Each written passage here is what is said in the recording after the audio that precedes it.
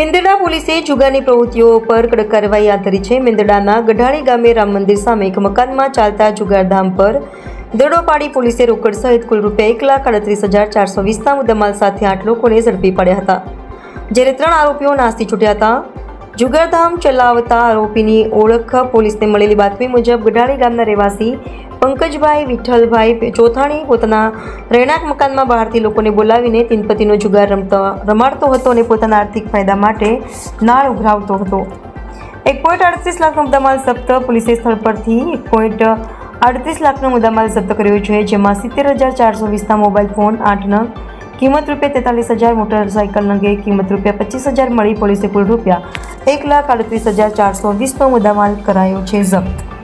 ઝડપાયેલ આરોપીઓમાં જોઈએ તો પંકજ વિઠ્ઠલભાઈ ચોથાણી, વિવેક સંજયભાઈ ગાજીપરા, રાજેન્દ્ર ઉર્ફે રાજુ પવનભાઈ ચોથાણી, કિરીટ વિઠ્ઠલભાઈ ચોથાણી, મુકેશ બાલુભાઈ ઠુમર, સંજય વજુભાઈ ગાજીપરા, હર્ષુખ બાલુભાઈ ગાજીપરા, હરેશ પવનભાઈ ચોથાણી। નાસી છૂટેલા આરોપીઓમાં મહેશ ભુરાભાઈ ડોબરિયા, કુલદીપ શિવલાલભાઈ જોશી, નલિન અમૃતભાઈ મહેતા નો સમાવેશ થાય છે।